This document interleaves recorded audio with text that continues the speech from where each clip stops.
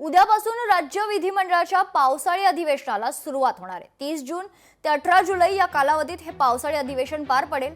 अधिवेशनाच्या पूर्वसंध्येला म्हणजेच आज संध्याकाळी अधिवेशन पूर्व चहापान कार्यक्रम होईल। चहापान कार्यक्रमानंतर रात्री कॅबिनेट बैठक होणार आहे आणि त्यानंतर लगेचच मुख्यमंत्र्यांची पत्रकार परिषद होईल। दरम्यान या अधिवेशनात हिंदी भाषेचा मुद्दा गाजणार असल्याची शक्यता आहे।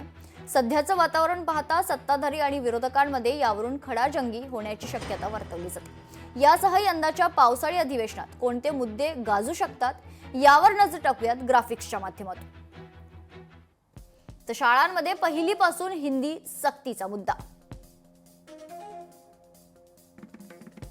लाडकी बहीण योजनेचा हप्ता देण्यास होणारा विलंब, शेतकरी कर्जमाफीचा मुद्दा पेटणार, शक्तीपीठ महामार्गाचा मुद्दा देखील तापण्याची शक्यता आहे। तर पुण्यात हुंडाबळीची शिकार ठरलेली वैष्णवी हगवणे प्रकरण,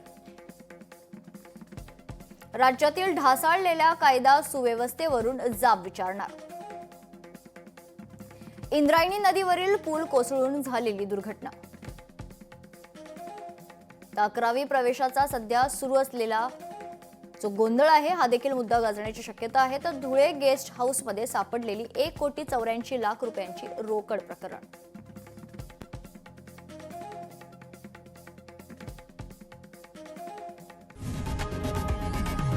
लोकशाही मराठी ऐका, पहा, जागरूक रहा।